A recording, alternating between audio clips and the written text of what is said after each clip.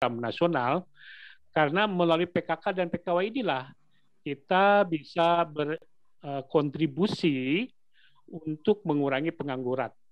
Dan saya kira pengurangan pengangguran itu sudah satu misi ya, sudah satu misi, bahkan satu program dengan apa yang ada visi yang ada di visi dari HIPKI.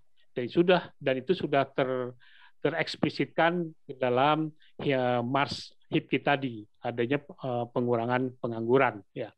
Artinya di PKK dan PKW ini ya, jadi 80% hasil lulusannya itu diserap ya oleh industri maupun dunia kerja, dan PKW paling tidak lah minimal 50% itu hasil PKW itu memiliki usaha yang mantap, usaha yang akan memberikan sumber pendapatan bagi kita semua.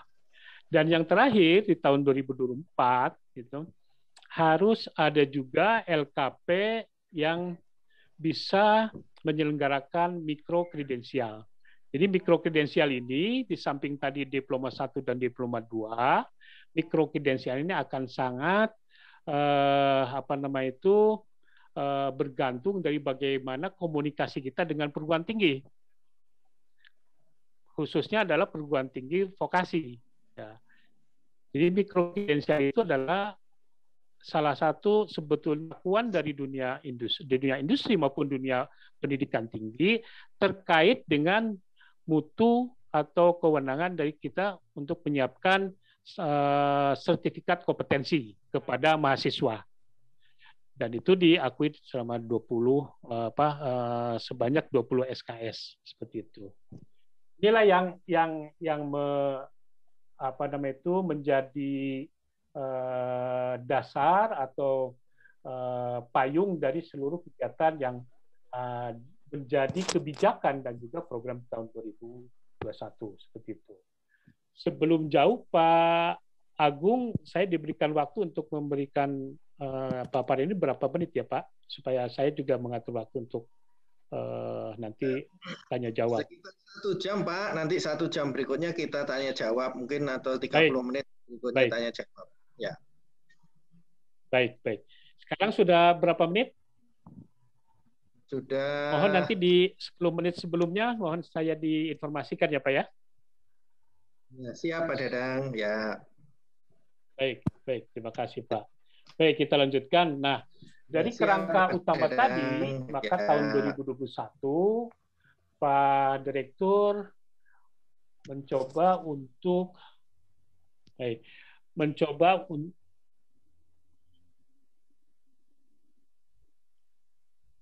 Halo? Ya Pak, suara masuk agak Pak. Ya Pak, melambat nih. Oke, baik. Suara bisa Pak. masuk. Ini ternyata feedback saya. Baik. Sudah jelas ya? Baik. Suara bisa. Nah, sudah. Ya. Jadi kerangka umum tadi yang menjadi bagian dari penetapan kebijakan dan program, ada 6 ini ya. Ada 6 program atau kebijakan dari Pak Direktur untuk tahun 2021 supaya menjadi bagian jalan untuk penetapan atau pencapaian tahun 2024. Ya. Seperti Bapak Ibu ketahui, dia ada 6 ya. Jadi PKK PKW masih tetap karena itu adalah program nasional yang harus disiapkan, dan itu akan merepresentasikan kontribusi Kementerian Pendidikan Kebudayaan dalam pengurangan pengangguran. Ya. Dan ini pasti tetap ujungnya adalah bagaimana kompeten dan terserap. Ya. Kemudian yang kedua yaitu perluas kerjasama dengan IDUKA, ya. Dan ini mungkin dengan nomor 3 ya, memperkuat kelembagaan LKP yang mampu menjadi pusat unggulan. Artinya pusat unggulan itu yang menyelenggarakan 8 kegiatan yang tadi. Ya, itu sudah menjadi peta jalan dari direktorat ya sebetulnya. Dan berikutnya ini meningkatkan peran TI sampai kepada yang paling hal yang utama, yaitu ternyata ada beberapa hal yang nampaknya kemarin agak luput, ya, yaitu nomor 5, ya, mendorong Pemda dan organisasi mitra dalam pembinaan pengembangan LKP. Khusus untuk yang 5 ini, saya kira apa yang dilakukan oleh Pak Sunarko di DPP Jatim, kemudian juga Pak Asep ya di tingkat nasional di pusat, itu arahnya ke sini, Pak. Ya, arahnya bagaimana organisasi mitra ini. Nah, inilah yang nanti mungkin nampaknya untuk kita bersama-sama melakukan, katakanlah mungkin dalam hal ini, apakah advokasi atau fasilitasi kepada pemerintah daerah, terutama pemerintah daerah kabupaten kota, di mana pemerintah kabupaten kota ya itu memiliki kewajiban sesuai dengan Undang-Undang Pemerintah Daerah tahun nomor 23 ya tahun 2014, bahwa kewenangan untuk pembinaan pendidikan non formal itu ada di kabupaten kota.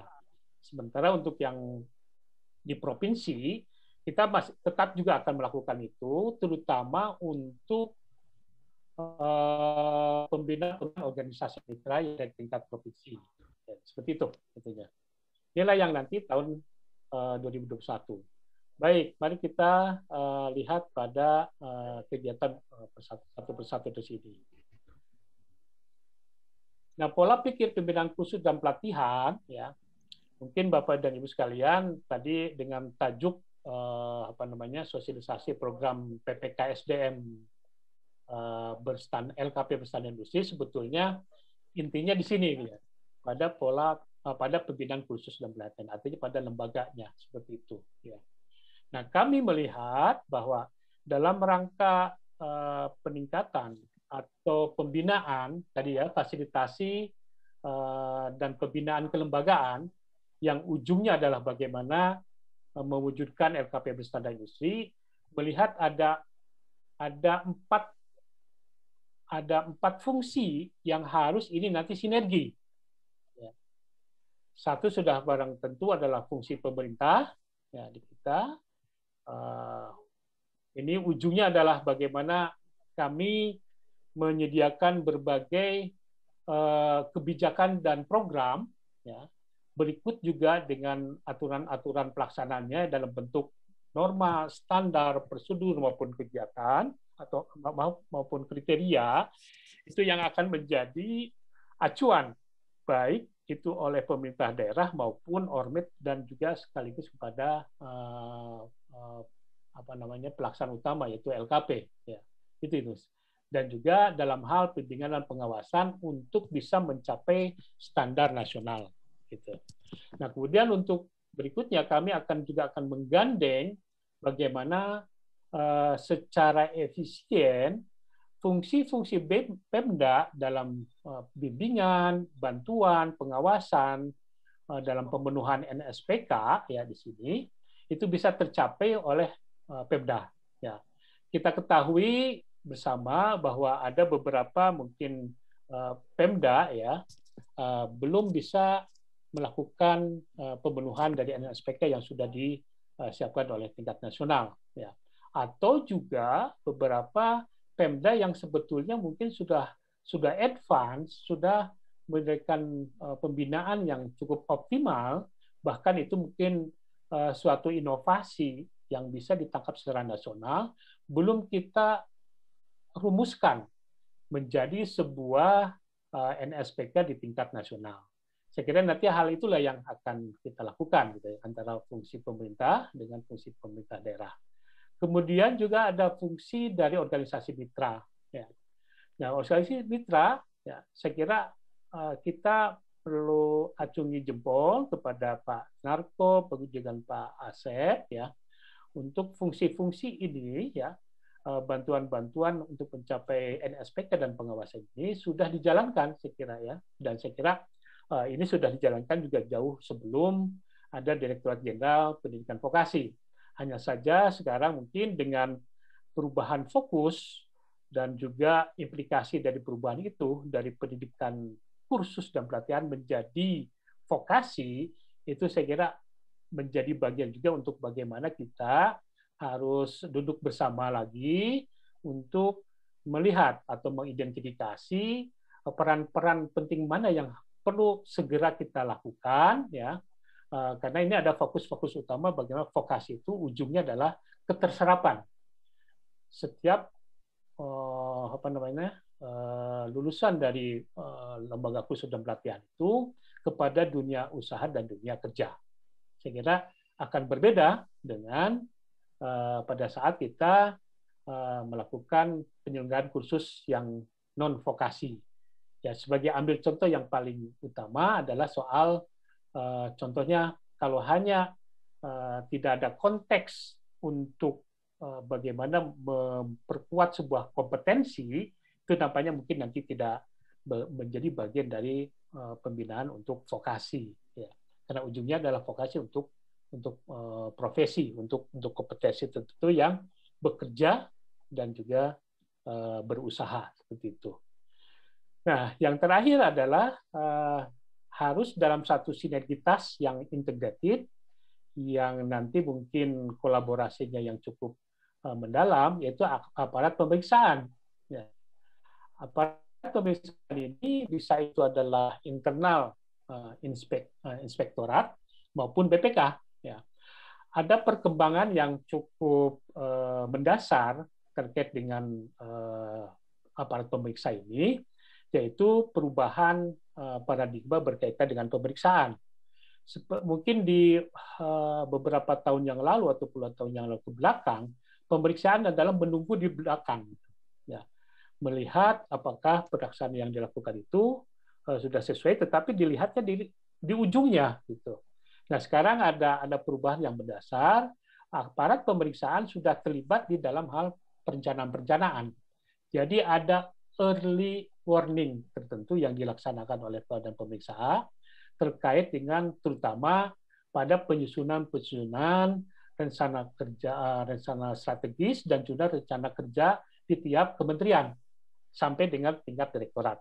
Jadi keterlibatan teman-teman kita di inspektorat maupun di BPK sudah terjalin di situ sejak di perencanaan, sehingga sejak awal potensi-potensi ketidakpatuhan, ketidaktaat azasan itu sudah direduksi pada saat kita di perencanaan. Dan ini saya kira hal yang utama sebagai sebuah perubahan, bahwa pemeriksaan bukan sebagai suatu istilah pemeriksaan itu adalah watchdog, tapi ini ada sebuah pembimbingan atau pendampingan untuk bagaimana kita semua, bukan hanya kementerian, tetapi juga LKP, katakanlah, yang mengakses bantuan pemerintah untuk bisa menjalankan bantuan pemerintah itu mencapai tujuannya, seperti itu. Nah, ini pola pikir pembinaannya. Saya agak banyak memberikan waktu penjelasan dalam dua hal tadi, yaitu satu di slide yang pertama dan slide yang kedua ini, supaya Bapak dan Ibu tidak terjebak pada nanti programnya saja. Tapi pada saat misalnya melaksanakan PKK atau PKW, kita ingat bahwa PKK-PK itu adalah bagian dari bagaimana menyelenggarakan LKP kita dengan manajemen yang yang bermutu, yang betul-betul terencana sejak awal bagaimana menyiapkan atau memastikan lulusan ini terserap, gitu. Kemudian juga bahwa dalam pelaksanaan nanti mengapa harus di PKK maupun PKW atau seluruh program yang ada, kok ada unsur lain yang terlibat seperti itu. Nah, inilah kerangka inilah yang ingin mencoba untuk saya lebih banyak waktunya memberikan informasi ini seperti itu, ya. Supaya nanti kita tidak terjebak pada program, karena program bisa berganti pada setiap tahun. Tapi kerangka yang tadi itu akan mengawalnya sampai dengan tahun 2024, seperti itu. Baik, selanjutnya. Oke. Nah, ini adalah ringkasan, ya. ringkasan dari program yang tadi. Jadi ada 6 program, ya, dan 6 program. Kemudian oleh Pak Direktur dicoba nanti dikompon, digrupkan menjadi 4 program utama. Ya.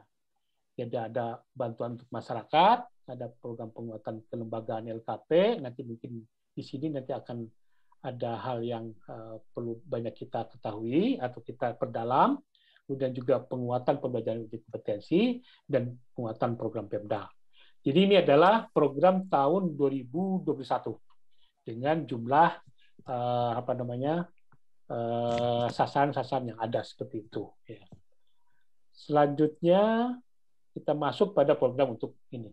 Saya kira untuk yang program bantuan masyarakat, saya harus sampai langsung saja kepada hal yang utama ya, yaitu bahwa ada perolehan atau ini nanti mungkin ada waktu khusus lah, ada waktu khusus untuk informasi mendalam tentang ini.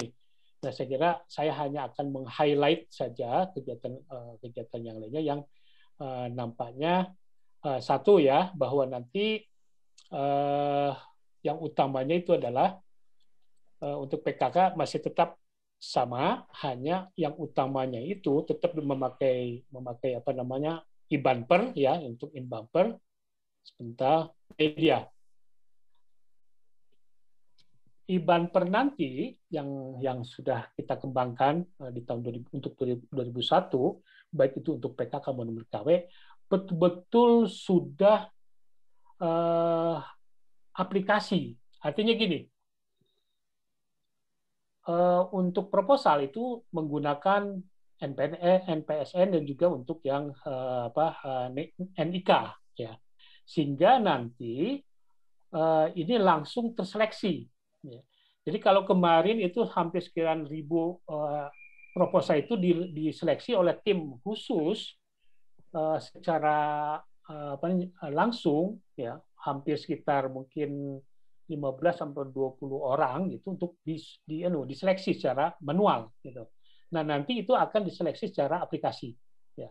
Sehingga nanti begitu masuk kita daftar, kemudian kita isi form-form tertentu yang sudah teraplikasikan ya, itu akan langsung terlihat apakah proposal ibu atau bapak itu diterima atau tidak ya.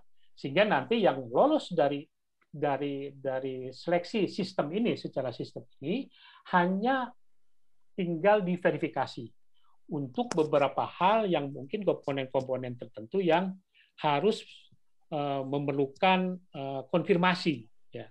Contoh misalnya apakah betul sarana prasarannya jumlahnya sekian gitu. Jadi yang bukan seleksi lagi, bukan penilaian lagi, tapi lebih banyak pada verifikasi. Nah, dari sisi ini akan lebih banyak waktu bagi kita untuk memastikan bahwa betul LKP yang masuk tersebut itu sudah sesuai dengan kriteria yang ada. Itu di sisi pengajuan proses pembelajaran gitu. Proposal.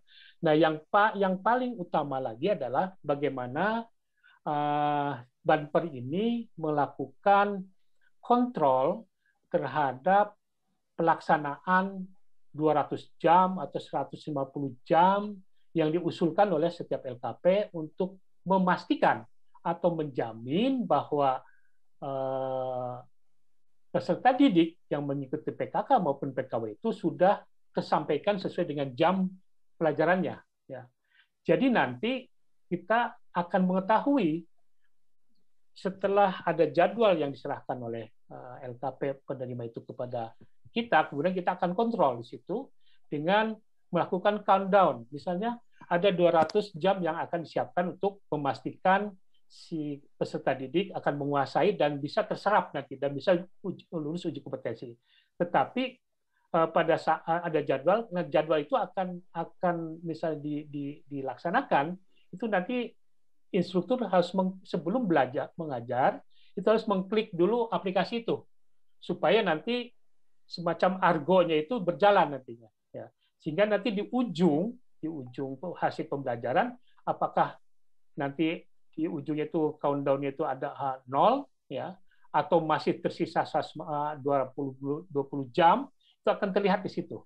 Kalau 0, itu berarti seluruh jam pelajaran itu sudah tersampaikan. Tetapi masih ada sisa, berarti itulah sebetulnya yang belum dilaksanakan.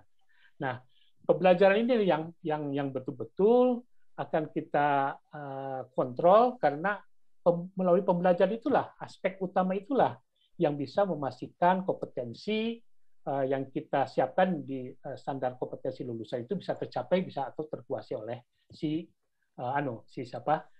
peserta didik. Termasuk di dalamnya adalah untuk pelaksanaan uji kompetensinya. Apakah nama yang sama itu juga ikut di uji kompetensi. Nah, kalau ada perbedaan itu akan terlihat bahwa itu nanti akan berpengaruh kepada kompetensi yang dikuasai oleh peserta didik. Oke, saya kira itu yang untuk untuk PKK maupun PKW untuk programnya, dan saya kira besarannya nanti sajalah pada saat sosialisasi khusus untuk PKK dan PKW ini. Karena yang paling utama adalah dari kegiatan ini, dari seminar ini adalah kita tahu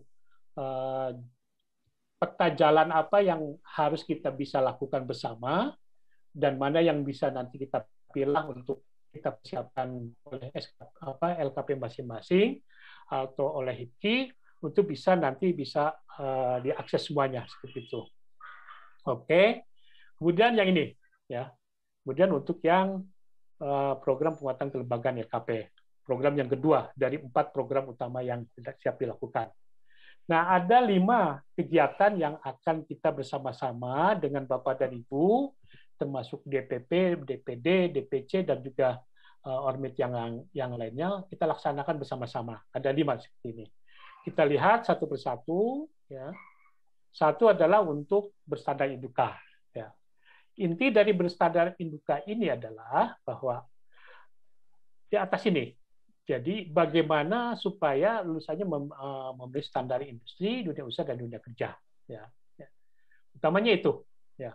Nah, dengan segala dinamika yang ada di tahun 2020, ya, dinamika yang dimaksud adalah persoalan-persoalan yang muncul pada saat kita melakukan kurasi dari sekitar hampir 11 ribuan atau 10 ribuan ya, LKP untuk bisa memenuhi, itu cukup menjadi bagian yang strategis, ya, sehingga menghasilkan sekitar 200 LKP di tahun 2020, ya, di tahun 2020 seperti ini yang menjadi 200 ini, itu yang tahun 2020 yang kemarin, ya, sehingga muncul bahwa mengapa kok LKP itu masuk ke industri Induka, tetapi sebetulnya dari sisi performa tidak sesuai menurut kacamata Bapak dan Ibu. Saya kira itu harus menjadi bagian katakanlah yang harus kita evaluasi dan juga bersama-sama kita perbaiki, baik dari sisi melakukan cara kurasi atau seleksinya, karena memang bukan melalui seleksi proposal tapi lebih banyak kurasi, sehingga kita pada awal-awal kegiatan kita kumpulkan termasuk DPP HIPKI, DPP LKP. Saya kira mungkin kalau tidak salah Pak Asep dan Pak Ali juga hadir di situ. Kemudian juga dari asosiasi profesi, kemudian juga dari LSK kalau salah itu. Kemudian itu kita berembuk bersama sebetulnya untuk menetapkan kira-kira 200 LKP mana sih yang kita bisa memulai di tahun 2020. Ternyata tidak mencapai 220 yang kita minta pada saat pembahasan awal. Hanya ada 58. Itu pun juga harus melakukan verifikasi dari sisi terutama adalah sarana prasarananya dan juga kompetensi dari instruktur dan pengelolanya. Oke, itu bagian dari tahun 2020 yang kemudian menjadi perbaikan bagi 2021. Ya. Jadi inilah sebetulnya ya ada 2 nanti yang harus kita sama-sama kawal, terutama ini nanti mungkin fungsi dari DPP nih, DPP, DPD, dan DPC, bagaimana yang di tengah ini, ya, yang di tengah ini nih terjadi. Dan yang mohon juga untuk DPD, khususnya mungkin DPC yang langsung ya berkaitan itu, memastikan keterpenuhan persyaratan LKP-nya, ya, yang ada sampai mulai dari legalitasnya, legalitas ada 2, NPNSN dan agregasi, kemudian struktur organisasinya sampai kepada program layanan. Ya. Sini ininya, kita kawal bersama nanti, ya, sehingga kita betul-betul menghasilkan 100 LKP yang nanti siap dilatih oleh industri untuk tahun 2021, ya. Kemudian yang berikutnya nanti akan menjadi tugas kami bersama dengan Direktorat Mitras, ya, Mitras Studi, untuk menetapkan IDUKA-nya atau dunia usaha dan dunia industrinya seperti ini, ya. Nah, ini ada, ya, bisa kita siapkan karena itu kita akan mengawinkan ini, ya. Jadi kawin massal, super match, dan juga supaya ada link, tidak hanya link tapi juga super match dengan LKP ini, sehingga betul-betul makna dari LKP yang dilatih industri atau LKP yang salah berstandar industri itu bisa memperlihatkan indikator-indikator yang di tengah ini, mulai dari merancang kurikulum sampai kepada komitmen penyerapan lulusan. Ini semua yang di tengah ini, ya, bekerja sama menyiapkan SDM yang diserap IDUKA ini adalah baru permulaan untuk pas saat kita kawin dengan IDUKA. Artinya apa? Apa sih yang harus kita rencanakan bersama? Ya, mulai dari rencana, dari kurikulum sampai kepada penyerapan. Nah, ada bagian lain yang paling penting setelah ada kesepakatan antara LKP dengan IDUKA adalah apa? Melaksanakan kegiatannya, gitu. Karena kita harus punya cukup energi, harus punya tingkatan mungkin pemikiran yang lebih pada saat pelaksanaan, gitu. Karena tidak jarang nanti setelah ada komitmen antara LKP dengan IDUKA, program kerjasama sebagai bagian dari MOU dari LKP dengan IDUKA itu hanya tinggal catatan sastra saja, catatan sejarah saja, tanpa kita bisa perlihatkan pelaksanaan kegiatannya. Sehingga dengan landasan itulah sebetulnya kami di kementerian tidak dalam jumlah yang besar dulu, gitu, seperti itu. Karena nanti kalau misalnya katakan nanti tahun 2020 itu saya lihat di Jawa Timur itu ada 26 LKP yang sudah dilatih oleh industri dengan pola semacam ini kurang lebih, ya.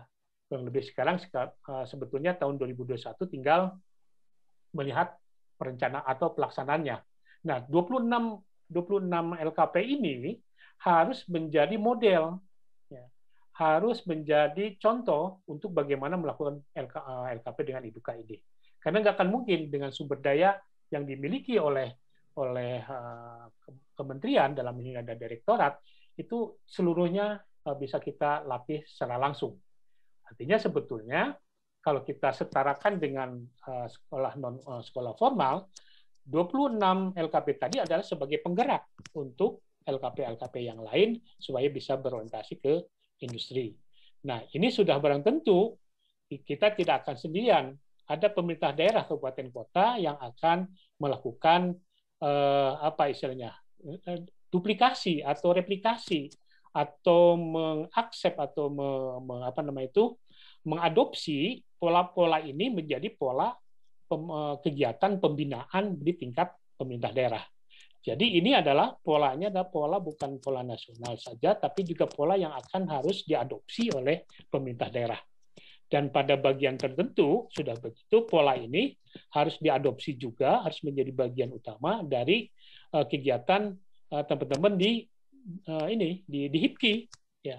Ada bagian tertentu, ya. Seperti tadi saya mendengar dari Pak Amir, ya, selaku ketua panitia ini, dalam 1 pekan ini akan melakukan pendataan, ya Pak Amir, ya, atau mungkin juga identifikasi berkaitan dengan LKP. Ya, sudah tentu mohon nanti komponen-komponen yang diidentifikasi ini juga meliputi syarat LKP ini, Pak Amir dan juga Pak Narko nanti. Jadi harus terupdate legalisasinya, kemudian terupdate tentang struktur organisasi, berikut juga pelaksanaan dari struktur tersebut, sarprasnya, peserta didiknya, mitra, dan program layanannya. Ini bisa diambil peran, ini sudah bisa mulai dengan inisiatif yang luar biasa dari DPP HIPKI Jatim.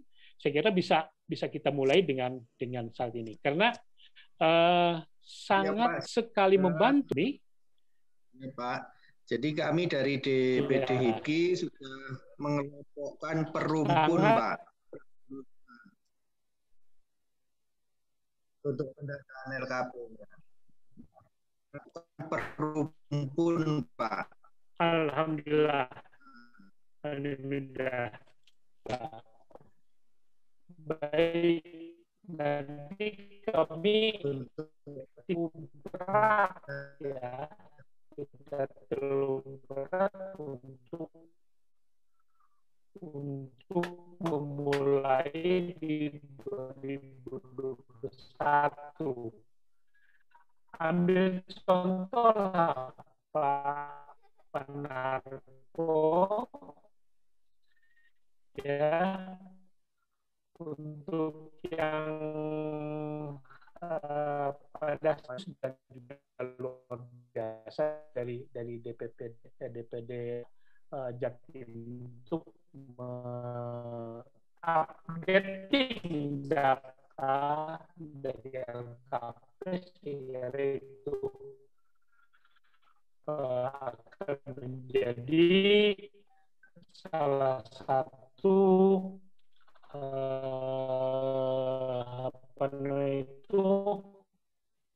kemudian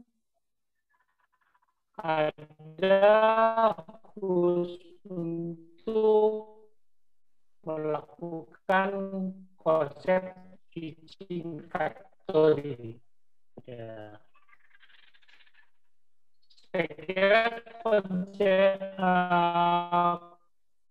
teaching factory ini adalah bagaimana ya, dari pembelajaran bukan, tapi bagaimana pabrik itu memberikan merepresentasikan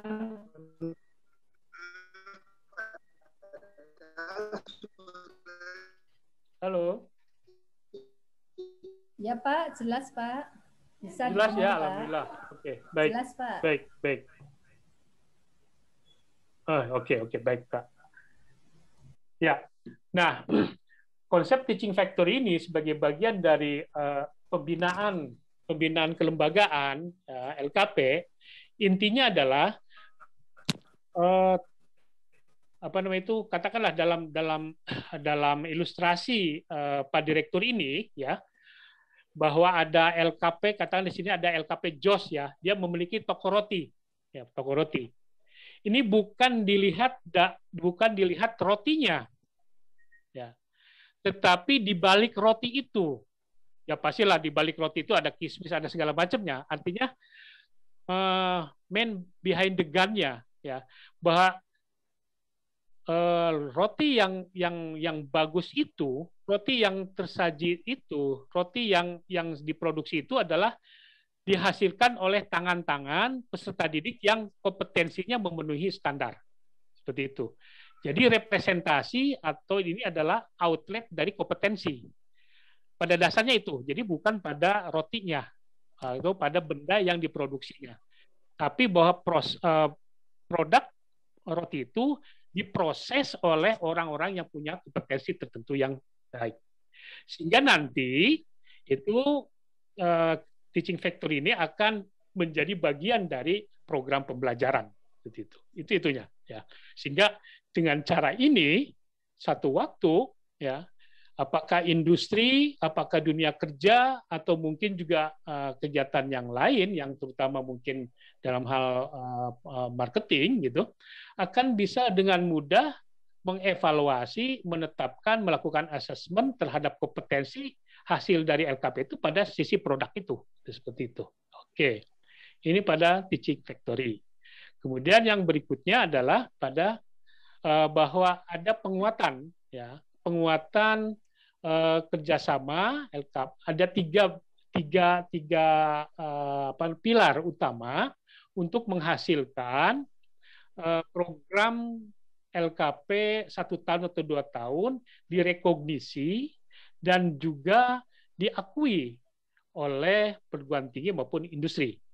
Jadi nanti pada saat kita akan melaksanakan D1 dan D2 ini, atau program 1 tahun dan 2 tahun ini, maka akan ada 3 lembaga yang bekerja sama. Ya. Nah, ini untuk sebetulnya solusi untuk supaya bisa direkognisi dan diakui.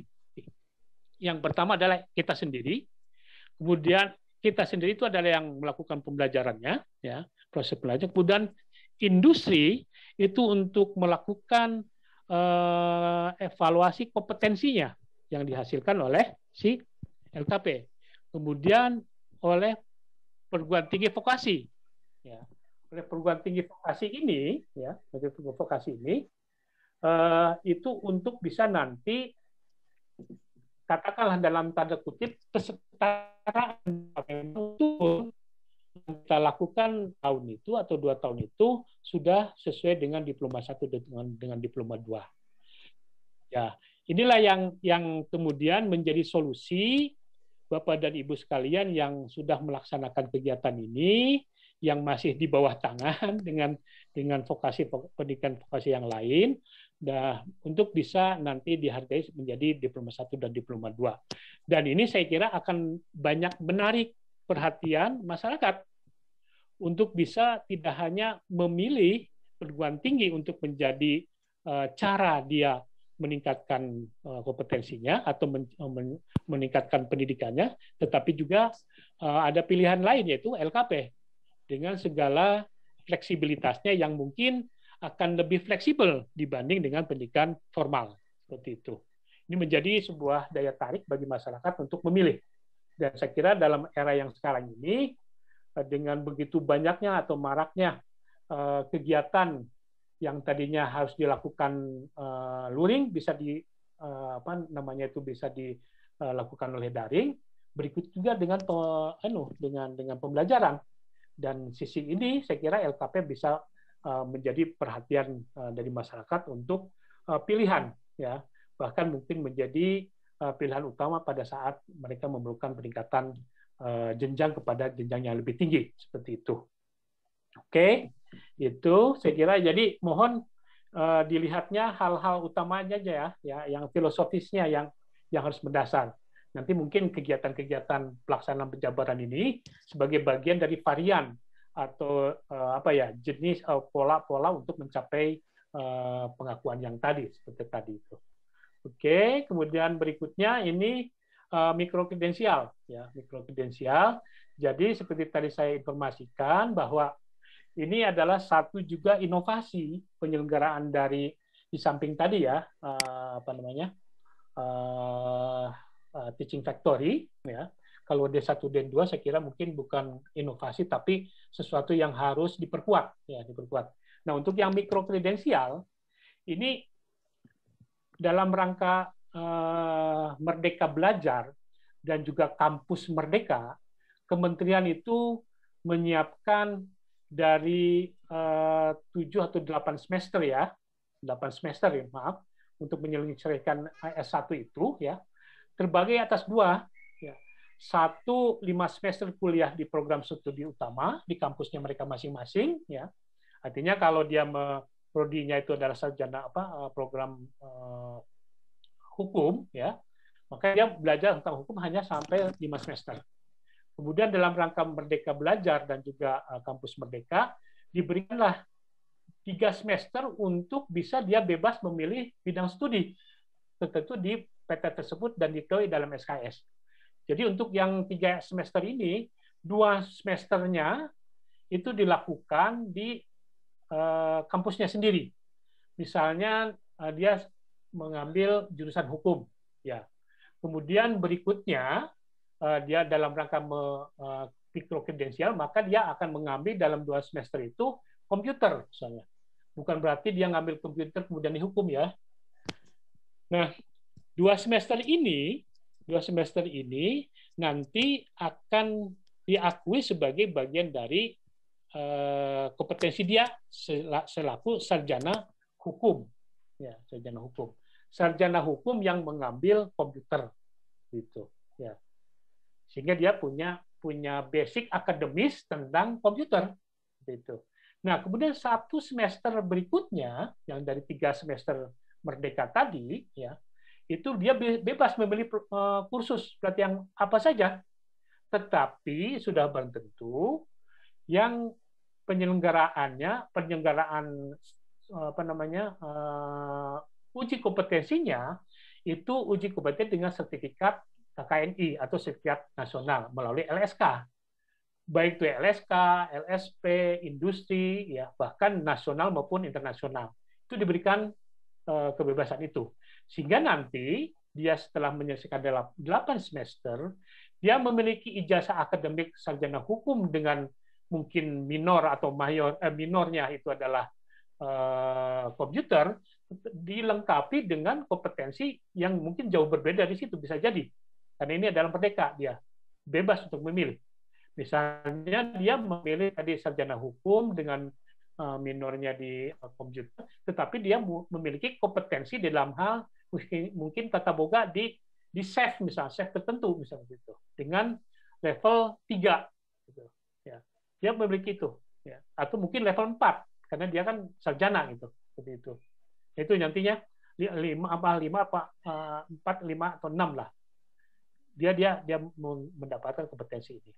Nah, semangat yang ingin ditebarkan dalam mikrokredensial ini adalah untuk meminimalisir mungkin, ya, setelah lulusan dari sarjana ini, dari perguruan tinggi ini menganggur, karena kita juga berkontribusi untuk dia bisa memilih pekerjaannya itu dengan chefnya yang tadi yang sudah dia punya sertifikat kompetensinya, seperti itu. Kalau misalnya formasi maupun juga kesempatan untuk bekerja menggunakan ijazah sarjana hukum tidak bisa, nggak ada seperti itu, ya. Sehingga nanti ini bisa menggunakan sertifikat kompetensinya. Nah, disitulah sebetulnya dari sisi kita memperluas sasarannya, ya, baik dari sisi karakteristik maupun dari jenisnya, ya. Dari sisi jenis berarti kan kita memiliki peserta didik lembaga kursus dari mahasiswa, gitu. Tidak hanya lulusan formal lainnya di bawah universitas, gitu, seperti itu. Nah, itunya. Kemudian dari jenisnya, dari karakteristiknya, dari jenisnya itu bisa bahwa sertifikat itu bisa combine dengan ijazah atau perguruan tinggi atau akademik, seperti itu, ya. Oke, itu.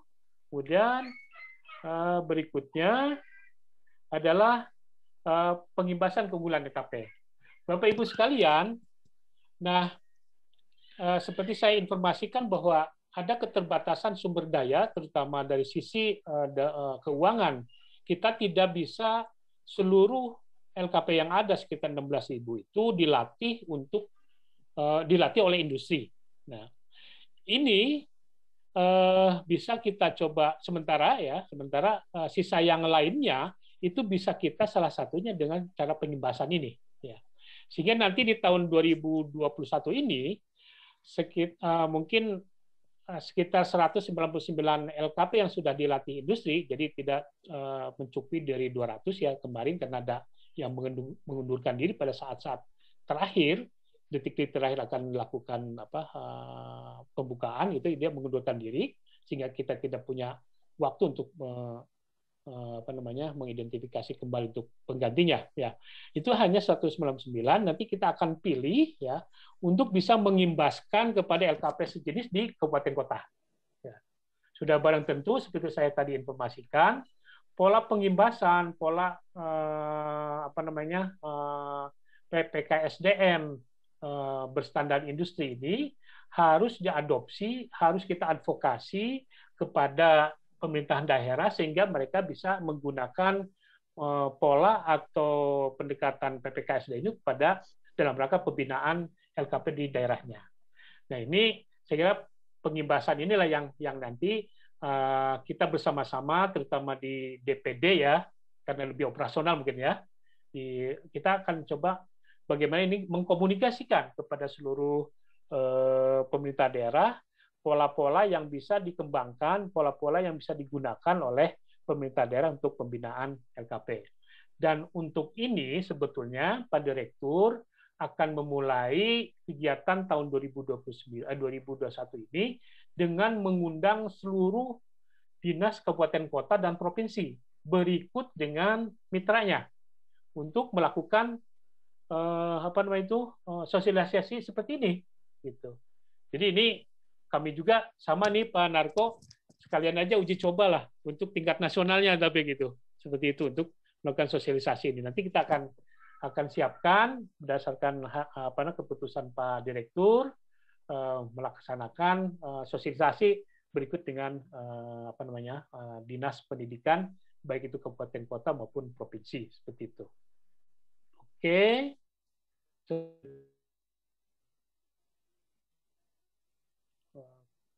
Oh, maaf.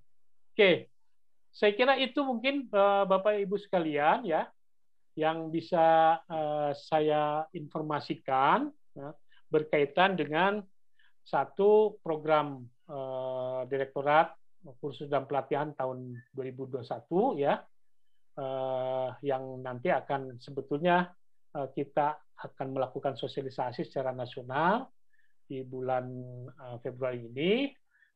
Dan juga nanti mungkin saya kira kalau Bapak dan Ibu sudah memiliki informasi awal, paling tidak ya nanti pada saat pelaksanaan sosialisasi nasional bisa lebih memberikan bukan pertanyaan tetapi mungkin contoh-contoh nanti bagaimana pelaksanaan itu bisa dilakukan. Pak Agung kurang lebih mungkin selama hampir tadi 1 jam ya. Lebih mungkin ya, saya memaparkan ini. Saya kira terima kasih. Kurang lebihnya seperti itu. Saya stop share screen dulu ya. Baik, silakan Pak. Ya. Baik, terima kasih Pak Dadang. Jadi ini ada beberapa pertanyaan dari teman-teman. Yang pertama dari LKP Ausi, Bapak Saiful. Beliau bertanya karena terbatasnya SDM yang akan diikut sertakan dalam pelatihan PPKSDM ini, apakah ada skala prioritasnya? Mungkin maksudnya seleksi, Pak. Jadi dari yang kemarin, tahun kemarin kan ada juga lembaga yang mengalami seleksi. Ya, yang pertama itu langsung dijawab apa kita jawab satu persatu saja, Pak ya? Ya, satu persatu aja Pak ya. Biar nanti mungkin ada pertanyaan yang sejenis jadi bisa langsung. Ya, oke, baik. Terima kasih dari LKP USI ya. Pak siapa? Ausi. Pak Saiful. Ausi. Pak Saiful, baiklah. Iya. Pak Saiful, terima kasih atas pertanyaannya. Sekalian memberikan penegasan saja. Betul Pak. Ini menjadi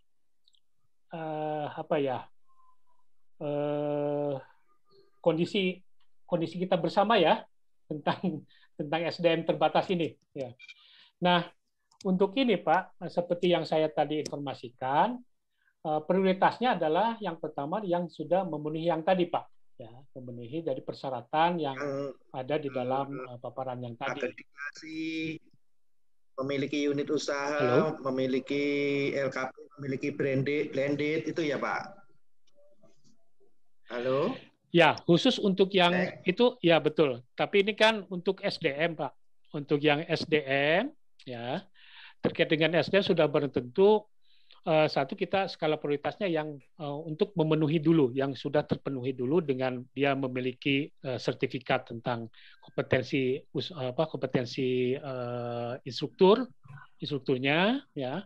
Kemudian juga memang betul-betul misalnya instruktur tersebut atau pengelola tersebut adalah organik dari LKP itu, bukan dari luar, seperti itu, Pak. Nah, mengapa ini kita menjadi skala prioritas, ya Pak? Yang memenuhi standar dulu lah, artinya yang memenuhi sebanyak mungkin kriteria-kriteria yang tadi, ya, khususnya yang tentang SDM. Ini supaya mereka nanti setelah selesai itu bisa mengimbaskan, Pak. Ya. Nah, adapun ada tambahan penguatan awal untuk yang SDM yang ada di LKP Bapak dan Ibu yang belum terpenuhi, saya kira ini menjadi bagian lain untuk kita menyiapkan program peningkatan kompetensi di luar LKP berstandar industri. Artinya khusus saja berkaitan dengan itu. Contoh, misalnya kalau dia instruktur komputer, tetapi sebetulnya dia belum memiliki sertifikat untuk instruktur, misalnya seperti itu. Dan selama ini kan uji kompetensi baru uji kompetensi untuk warga belajar ya Pak ya? Halo? Ya, hanya instruktur juga ada Pak kompetensinya. Ya, ya. Nah instruktur belum semuanya kan Pak ya? Itu? Ya, belum semuanya. Ya. Sebagian sudah. Semua terisi, ada gitu. Ya. Di Jawa Timur sudah kami program Pak dari HIPKI, itu ada peningkatan kompetensi Pak. Instruktur pengelola Pak. Jadi pengelola juga ada uji kompetensi untuk pengelola, kalau instruktur ada uji kompetensi untuk instruktur. Betul. Ya. Nah, mungkin ini jadi untuk pemenuhan ini ya, ada yang raise hand Pak, ada yang angkat tangan. Ya, kami beri kesempatan kemudian untuk bertanya ya Pak. Ini ada Andi, Ibu ya, Ibu Andi Emilia Sulaiha. Coba silahkan Bu untuk menyampaikan pertanyaannya. Sudah saya buka, unmute-nya mungkin bisa dibuka.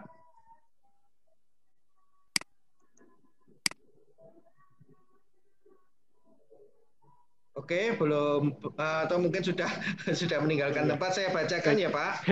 Jadi untuk yang program untuk yang khusus program D1 sampai D2 Pak, yang ditanyakan kurikulumnya Pak, kurikulum yang dipakai apa sesuai dengan KKNI atau menyesuaikan dengan perguruan tinggi vokasi yang bekerja sama. Dari di sini misalkan mata kuliahnya itu kita sesuaikan dengan PT Vokasi atau kurikulum KKNI yang sudah ada di LSK saat ini. Begitu Bapak. Ini dari LKP Adzikia. Ya. Adzikia ya, baik. Oke. Ya. LKP Adzikia ya. Baik. Jadi gini. Jadi sebetulnya kurikulum itu masing-masing menjadi acuan. Ya. Maksud saya begini, kita kan ada 3 pilar ya, LKP, kemudian perguruan tinggi vokasi, dan juga IDUKA. Ya. Nah, untuk kurikulum yang diajukan oleh LKP inilah yang bahan utama untuk nanti dikenali, direkognisi dan diakui oleh perguruan tinggi.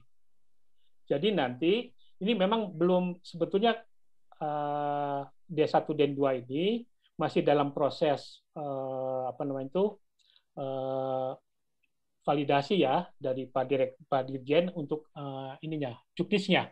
Tapi yang dipikirkan oleh kami di kementerian dalam hal ini adalah direktorat.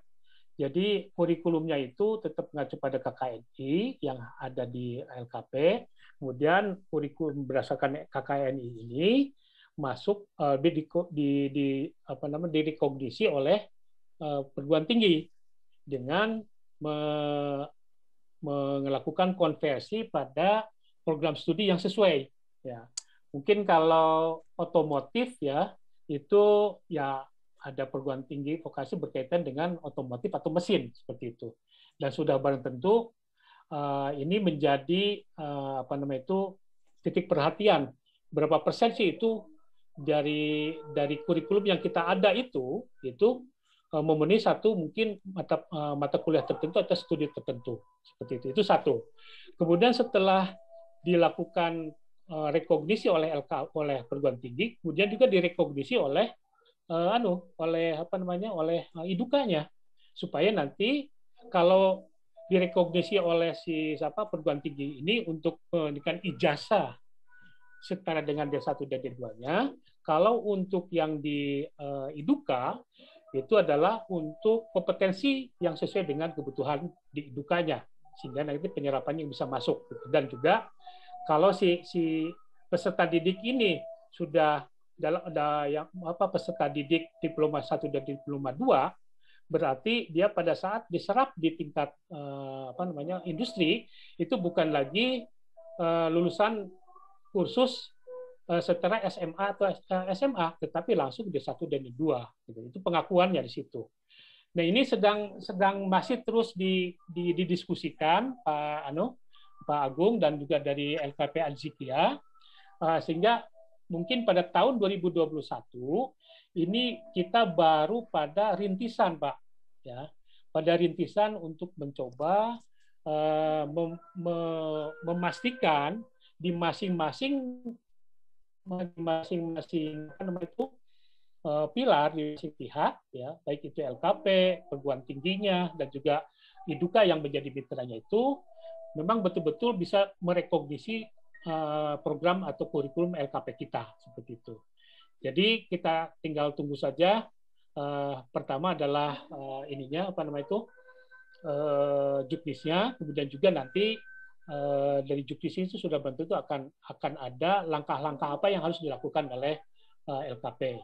Tapi paling tidak ya, program ini sudah bisa memberikan pemastian kepada Bapak dan Ibu yang sudah melaksanakan selama ini program D1 dan D2. Karena apa? Ada pemastian.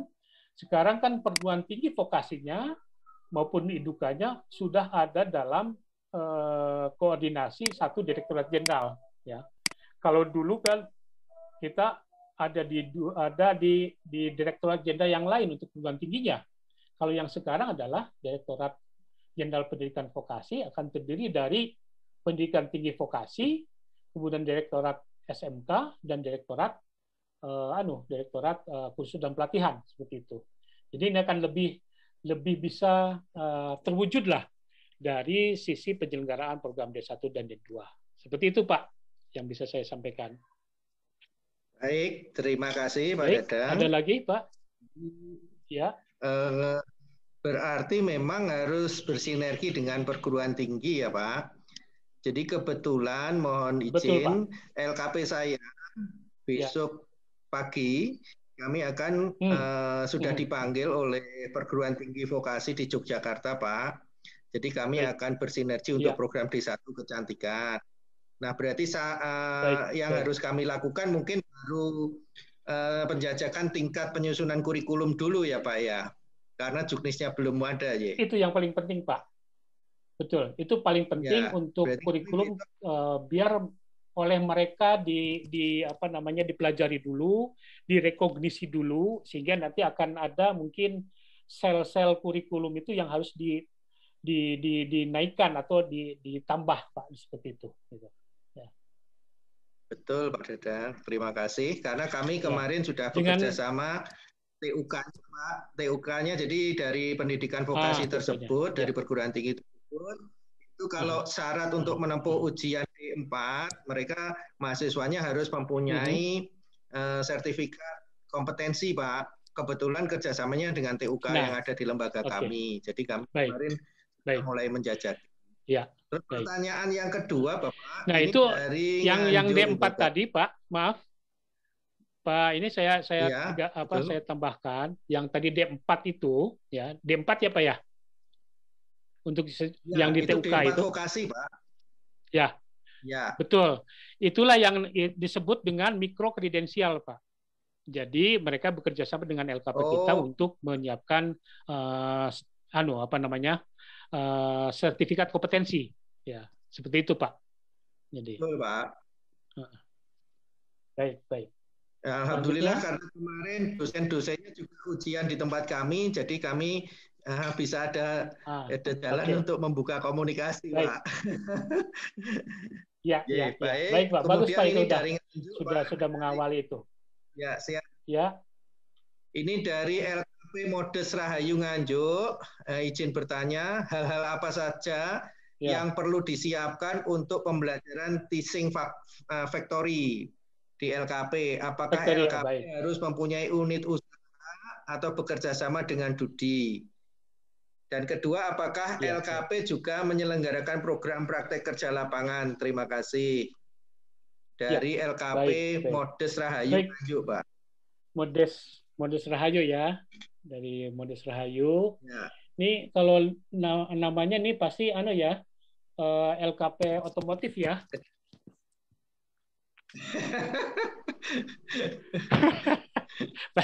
Dari Tata Busana ya. Iya. Baik, dari Modes Rahayu. Jadi gini. Biar ketawa. Iya, oke. Iyalah Pak, biar ketawa. Begini, jadi betul Bu, seperti yang saya ikuti sekitar 30%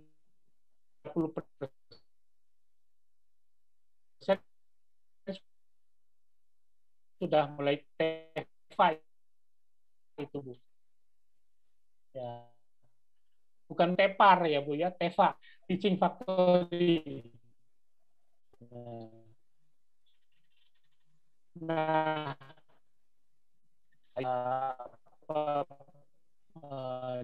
jenis atau bentuk-bentuk yang lain seperti itu. Tetapi mencoba melihat mungkin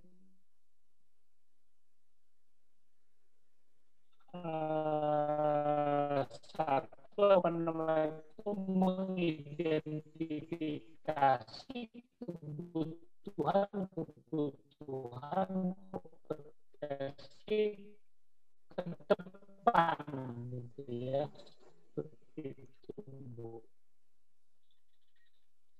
Suaranya putus-putus Bapak. Itu tidak maaf suaranya Pak Dadang putus-putus Pak.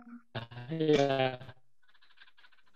Oke, ini nampaknya saya ini bisa di ini Pak. Suara Pak Dadang putus-putus Bapak. Gunung Pak di Lembang saya ini kayaknya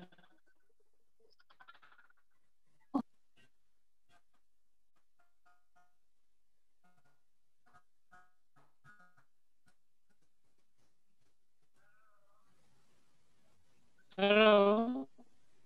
Halo Pak Operator, Pak Beni. Suaranya Pak Beni kayaknya putus-putus Pak Ben, mohon dicek. Pak Operator. Halo Ibu. Kang Ben. Mute. Mungkin masalah di saya mungkin.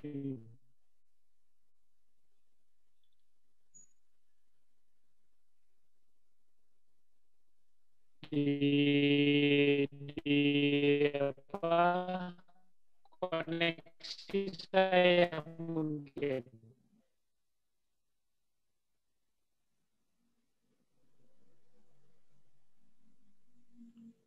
Halo Bapak. Y Iya Pak, suaranya masih putus-putus Bapak.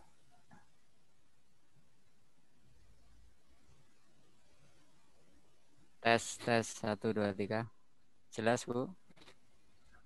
Oke, suara Kanpen masuk bagus. Kalau dari Bapak Ibu jelas nih saya. Oh iya, Pak, Dari sudah Pak bisa Dadang bagus belum Pak jelas. Dadang? Belum jelas ya? Mungkin Pak Sudah, Dadang ya. sudah bagus, ya. Sudah Ya, bagus ya. belum Pak, masih lambat, masih melambat. Halo, sudah bagus. Masih belum Pak, Sudah masih nyambung. suaranya apa ya, ngepir-ngepir. Dayu-dayu Pak suaranya. Yang saya jelas.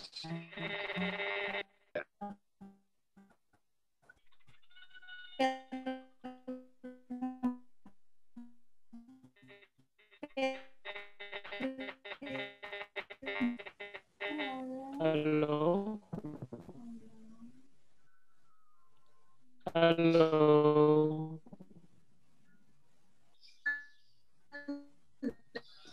Agak biasa agak terganggu di internetnya, Pak.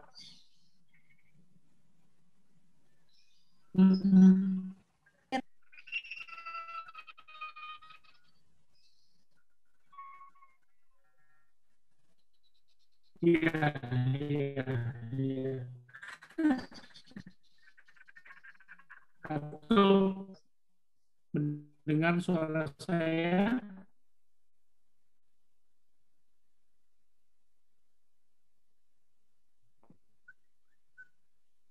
Ya Pak, suara Bapak masih putus-putus Pak. Waalaikumsalam, masih putus-putus Bapak, suara Bapak. Ya dengar, tapi masih putus-putus Pak.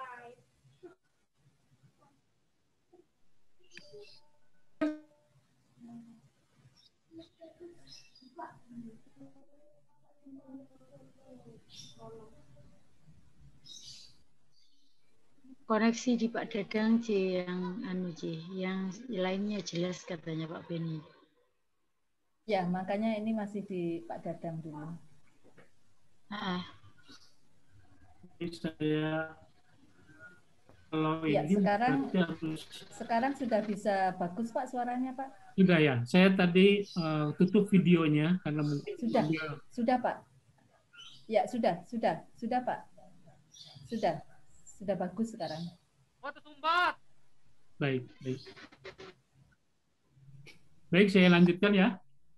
Pak. Ya Pak. Halo. Lanjut Pak. Ya. Suara sudah bagus. Suaranya saya lanjutkan. Sudah jelas. Baik Bu. Baik. Ya. Nah, Bapak dan Ibu tadi masih pertanyaan dari Modes ya, Modes Rahayu. Jadi yang utama yang harus disiapkan adalah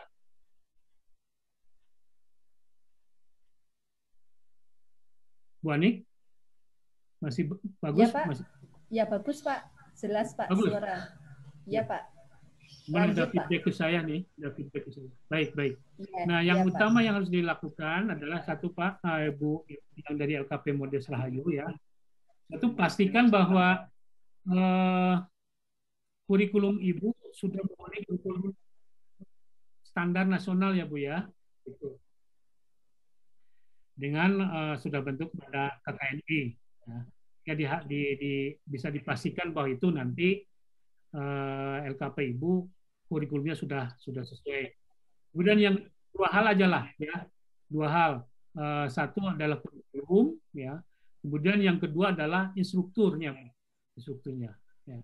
Supaya kita dengan dua hal ini memastikan bahwa hal utama yang mendasar untuk TEVA itu adalah kurikulum dengan instrukturnya. Ya. Instrukturnya harus sesuai dengan standar yang ada. Nah, kaitannya dengan tadi Pak Agung informasikan bahwa DPD Jawa Timur akan melakukan fasilitasi peningkatan kompetensi pengelola dan instruktur ya. mungkin kita nanti bisa berbagi peran ya Pak Agung, Pak Narko untuk ini. Di Bapak dan Ibu bisa melakukan secara mandiri, ya, secara mandiri. Nanti kami akan mencoba untuk mengidentifikasi kira-kira pola-pola peningkatan kompetensi seperti apa yang bisa itu kemudian kita komunikasikan dengan pemerintah daerah, Pak. Ya. Yang paling penting juga kita siapkan mungkin melalui direktorat lah sistem informasi manajemennya terkait dengan kegiatan peningkatan kompetensi ini. Sebagai contoh, nanti mungkin Pak Narko bisa memberikan informasi kepada kami berapa yang sudah dilatih, berapa yang belum, dan berapa yang perlu peningkatan kompetensinya, Pak. Seperti itu. Saya kira ini bisa kita lakukan sepanjang tahun untuk bisa memperbaiki sistem informasi manajemen kita, Pak. Gitu. Baik, itu yang bisa saya sampaikan.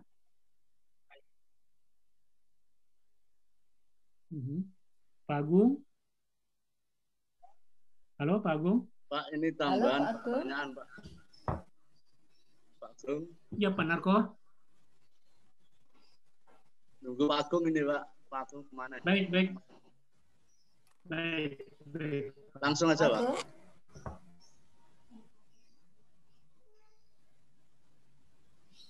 Halo Pak Agung. Pak Agung di mana ya Pak Agung?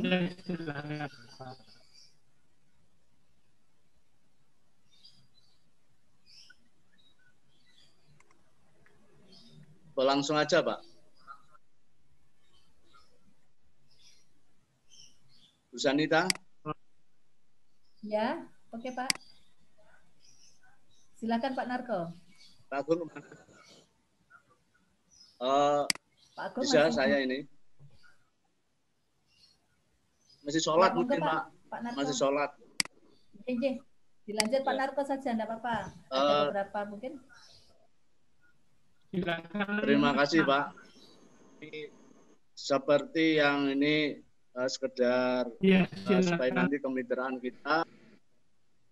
kita itu bisa jalan seperti yang disampaikan oleh Pak Direktur kemarin, yaitu bahwa organisasi mitra kalau misalkan mampu menyelenggarakan sebuah pelajaran atau daring dalam rangka sosialisasi untuk membantu direktur kursus dan pelatihan, silahkan melaksanakan kegiatan itu. Ini adalah salah satu wujud dari DPD Provinsi Jawa Timur telah menyelenggarakan kegiatan yang bisa bermanfaat bagi lembaga kursus Jawa Timur, bahkan mungkin juga nasional, karena banyak teman-teman dari luar daerah Jatim yang bisa mengikuti kegiatan ini. Dan kegiatan ini sudah live, Pak, live bisa dilihat di YouTube saat ini juga. Ya, jadi seluruh Indonesia saat ini itu bisa mengikuti kegiatan yang kita laksanakan. Seperti yang disampaikan oleh Pak Marto, konsep dari DPD Jawa Timur seperti oleh panitia tadi, bahwa kita sudah mengkonsep setelah kita mendengar arahan dari Pak Direktur kemarin, bahwa kita sudah membuat program selama 1 tahun. Hampir setiap bulan nanti kita ada sebuah seminar atau pembelajaran dalam rangka peningkatan kualitas lembaga kursus yang ada di Jawa Timur dan bahkan nasional. Karena kami sudah menginventaris beberapa narasumber yang tingkatnya itu nasional. Seperti yang disampaikan oleh Pak Direktur, nanti narasumbernya dan juga yang barusan disampaikan oleh Bapak tadi, kita pembagian tugas. Tadi kan menyampaikan pembagian tugas dari direktur, itu nanti dari kelembagaan nanti apa yang bisa disampaikan, dan dari kemitraan apa yang disampaikan. Cuma persyaratan saya atau permintaan saya cuma satu, Pak. Kalau misalkan narasumbernya itu nanti bukan dari internal kami, otomatis dari praktisi, dan juga bukan dari kementerian, bukan dari direktorat kelembagaan. Kalau dari praktisi itu kan oberampennya kan banyak, Pak. Itu bagaimana? Maksud saya seperti itu. Apakah kita memang harus menindaklanjuti proposal yang disampaikan oleh Pak Direktur, silakan dari lembaga mitra untuk mengajukan proposal kepada kami. Nah, itu nanti misalkan kami ingin mengundang dalam rangka meningkatkan manajemen keuangan, kita undang Tumwaringen Edisem itu Pak. Ya, ya. Nah, salah satunya narasumber kalau seperti itu kan kita tidak mampu Pak. Turunan berapa LKP tidak mampu Pak untuk bayar BPK. Nah, itu saya berharap mungkin ya kalau misalkan tidak Tumwaringen Edisem ya mungkin kelasnya di bawahnya, tapi kan kalau yang benar-benar dari praktisi atau untuk misalkan berkaitan dengan keuangan atau perpajakan yang akuntan publik itu kan juga memang bayarnya juga mahal. Di samping nanti kalau praktisi-praktisi yang real misalkan dari juga itu kan juga otomatis salary-nya kan juga mahal, itu nanti menjadi pertimbangan dan kami nanti bisa menindaklanjuti. Jadi kalau misalkan itu nanti bisa terjadi, alangkah indahnya Pak antara pemerintah, ya, Direktorat Kelembagaan Kursus, DIPKI, DPDP Jawa Timur bisa menyelenggarakan, artinya Direktur Kelembagaan Kursus bisa menjadikan kaki tangan DPDP seluruh Indonesia untuk menjalankan kegiatan pembinaan dalam rangka peningkatan SDM sumber daya manusia pada lembaga kursus dan pelatihan.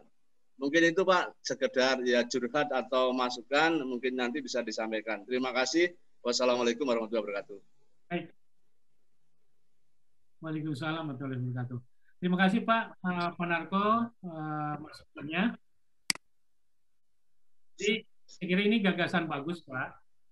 Artinya gini, jangan sampai nanti hanya fasilitasi tentang narasumber yang berbayar, katakanlah gitu ya Pak ya. Ya, dampaknya yang penting dampaknya mengganggu pelaksanaan tugas kita. Baik. Jadi gini, sudah tentu Pak, ada beberapa skema yang bisa kita siapkan.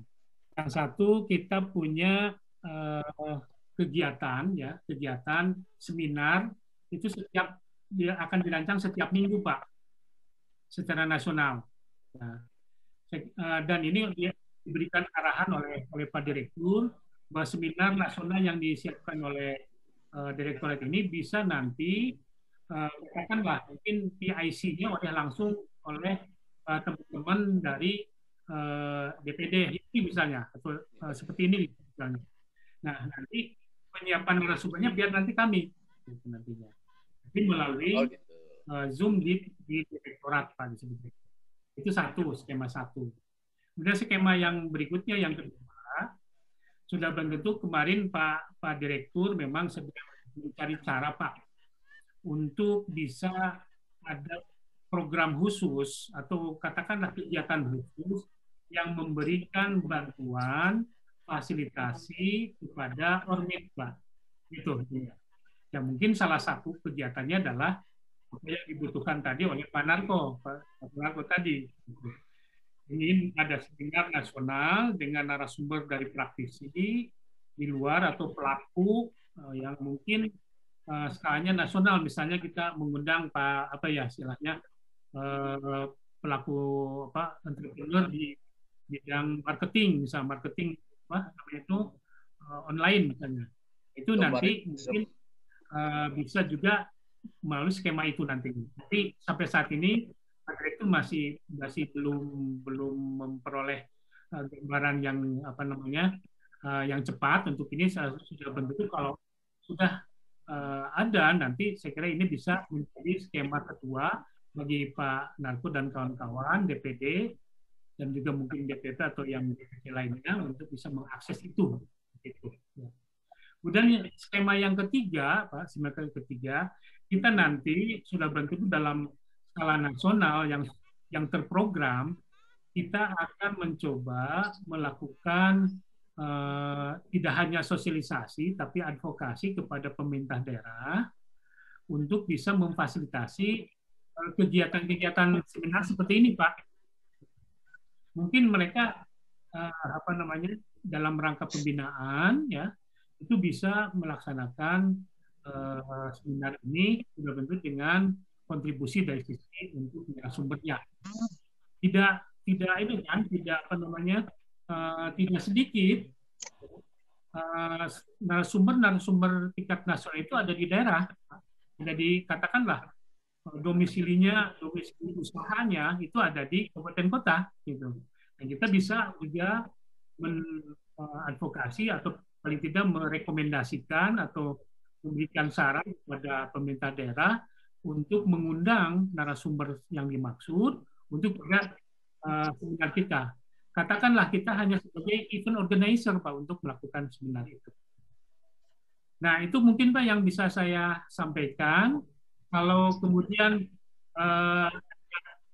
kekurangan informasi berkaitan dengan katakanlah tadi pengajuan proposal Pak, sampai saat ini memang belum ada Pak, belum ada untuk skema untuk proposal untuk penyelenggaraan seminar. Tapi mungkin untuk bisa mengisi seminar nasional dengan kebutuhan atau konten atau substansi dari DPD Jatim itu bisa kita fasilitasi begitu. Sementara itu Pak. Terima kasih Pak. Terima kasih. Satu lagi pertanyaan Pak Dadang, maaf tadi saya hilang. Saya sudah bisa masuk lagi ini. Alhamdulillah. Jadi begini, tadi maaf Pak Agung, efeknya dihilangkan itu ada dihilangkan itu lipstiknya. ada pakai lipstik. Ini maaf, anu ya Pak, jadi model Benayu Kang Ben. Jadi model anu ya. Iya. Kan lembaganya kecantikan Pak. Lagi jadi model uji kompetensi nih. Efek studionya itu. Pak Dadang, yang dari misalkan tahun lalu sudah mengikuti pelatihan di jurusan tata kecantikan rambut. Terputus-putus Pak. Terus Pak, terputus-putus. Pak Agung masih terputus-putus. Masih putus-putus ya? Ini efek lipstick kayaknya nih. Saya tutup. Iya Pak. Tadi barusan dari belakang itu loh Pak. Saya tutup dulu ini ya. Videonya. Bagaimana? Ya. Masih terputus Pak, dikit. Masih keputus. Ya. Itu ini aja. Mic-nya dimatiin. Sebentar, ya Pak. Di komputernya mungkin. Ya oke. Coba Pak, pelan-pelan aja.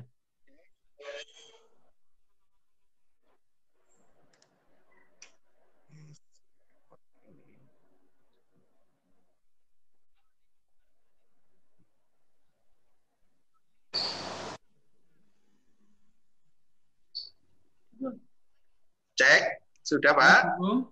Oke, coba Pak. Ya. Sudah oke? Cek. Coba ya. Tes. Ya. Oke ya? Ya, oke Pak. Ya, ini ada pertanyaan Pak. Jadi yang tahun lalu sudah mengikuti program PKK, tahun ini apa boleh mengikuti program lain tetapi dengan beda jurusan siswanya ini Pak, begitu. Iya. Baik. Oke. Itu ya Pak ya. Ini halo. Mendengarkan? Ya. Sudah jelas Pak. Baik. Pak. Oke, baik. Oke. Ikut PKK 2021 dengan berbeda jurusan ya?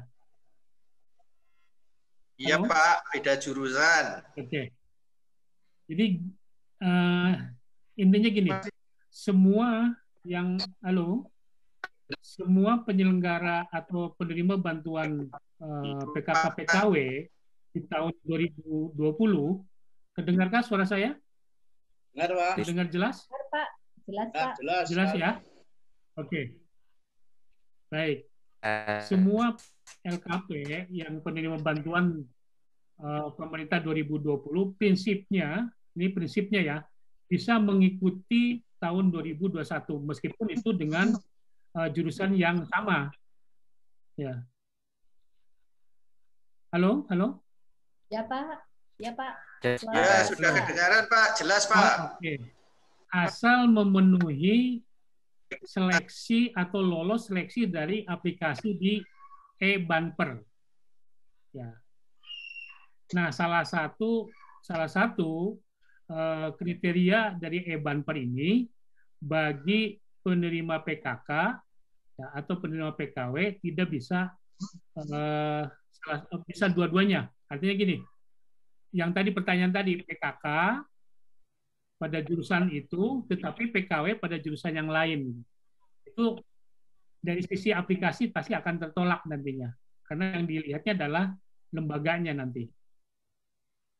Mengapa demikian? Ya, filosofinya adalah supaya lebih fokus untuk peningkatan mutu dari penyelenggaraannya.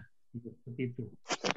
Meskipun mungkin ketersediaan instruktur, sarana prasarana itu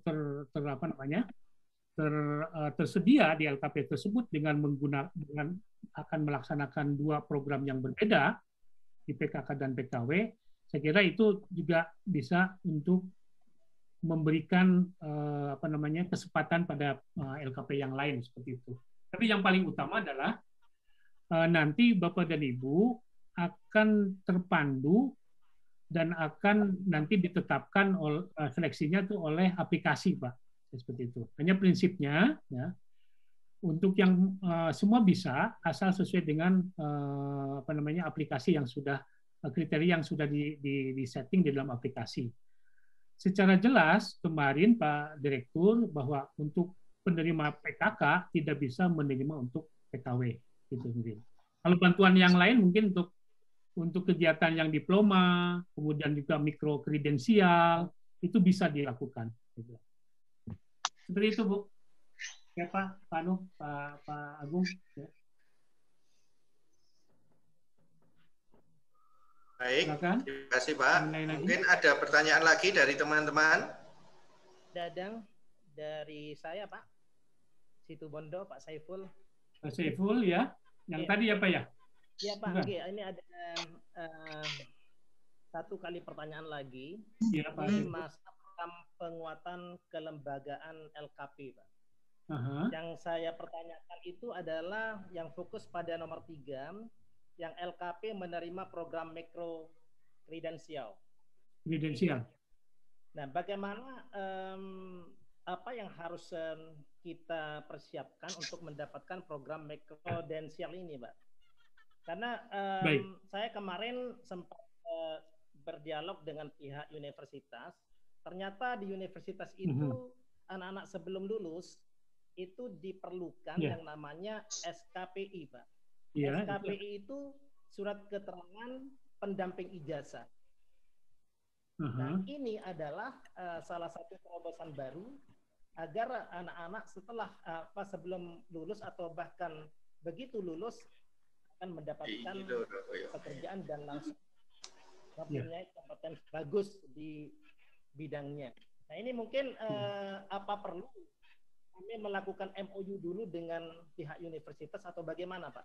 Strategi pertama yang harus kita lakukan. Terima kasih. Baik. Ya. Terima kasih Pak Saiful. Jadi yang dimaksud dengan mikro kredensial itu harus embedded, artinya integratif, bukan integratif ya, harus masuk diakui menjadi SKS, Pak. Intinya itu kredensial. Kalau yang tadi seperti Bapak katakan surat keterangan pendamping ijazah, kalau misalnya dia 8 semester, kemudian ditambah waktu untuk kegiatan ekstra waktu, katakanlah seperti ekstrakurikuler ya, seperti itu, mungkin tidak masuk pada mikro kredensial, Pak. Begitu. Nah, untuk masuk ke mikro kredensial sudah tentu nanti ini sebelum ada juknisnya ya Pak ya, nanti kita juga akan mengeluarkan juknisnya supaya bisa secara formal diacu oleh Bapak dan Ibu. Jadi nanti untuk mikro kredensial itu betul-betul memang harus diketahui atau menjadi bagian dari proses pembelajaran dalam 8 semester tersebut gitu. Kan ada 8 semester, 5 semester khusus untuk prodi utamanya, kemudian 3 semester untuk bebas memilih, dengan dibagi 3 semester ini, 2 semester yang ada di kampusnya dan 1 semester di luar. Gitu. Nah, kita ambil itu ada yang 1 semester. Ya. dengan setara sekitar 20 SKS seperti itu, Pak. Nah, dengan karakteristik seperti ini sudah barang tentu harus diikat dengan MOU. Bahkan tidak hanya MOU, tapi harus segera ditindaklanjut dengan program kerjasamanya dengan PKS-nya. Ya, sehingga kita bisa melihat memulainya dari sasaran yang mana, berapa orang, dan juga tentang sertifikat kompetensinya apa yang dibutuhkan. Sudah bang tentu Pak Saiful nanti secara formal ya, secara ofisial nanti kita akan siapkan juknisnya untuk bisa diacu oleh teman-teman sekalian. Tapi paling tidak sekarang mungkin pemahaman terkait dengan mikrokredensial ini dan juga hal apa yang harus dilakukan awal-awal ini bagi teman-teman di LKP. Yang utama dari yang tadi, pastikan bahwa kurikulum oleh Bapak dan Ibu itu sudah mengacu kepada SKKNI dan kurikulum nasional. Artinya SKL-nya terutama, SKL-nya. Ya. Dan yang kedua, penuhi standar kompetensi atau sertifikat kompetensi dari instrukturnya. Seperti itu, Pak. Dan itu saya kira dua hal itu akan menjadi poin utama yang akan dilihat oleh oleh perguruan tinggi yang akan menggunakan mikrokredensial. Sementara seperti itu Pak Saiful yang bisa saya sampaikan. Terima kasih Pak Dadang, kami tunggu juknisnya. Ya.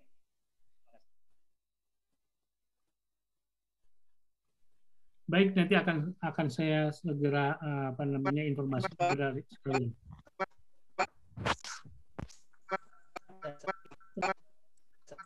Halo, terputus-putus ya? Ya, putus. Terputus-putus.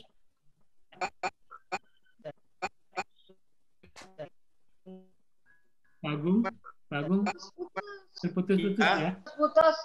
Mungkin sinyalnya Pak. Jadi mungkin sinyalnya yang kurang bagus di teman. Pak Beni mungkin tolong mute semuanya Pak Beni. Pak Beni tolong di mute semuanya.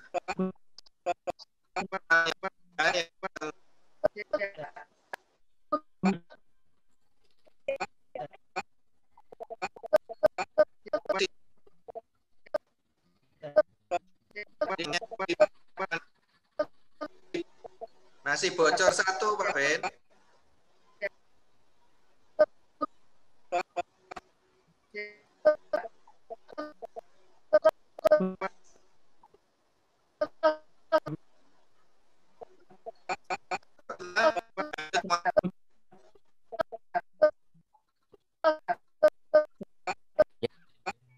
Sudah Pak Agung.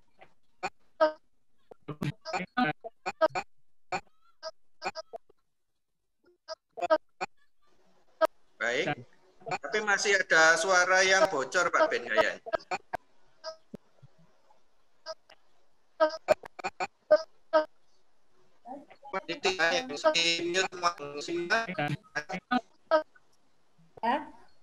Masih ada suara bocor. Suara yang Kang Ben. Suara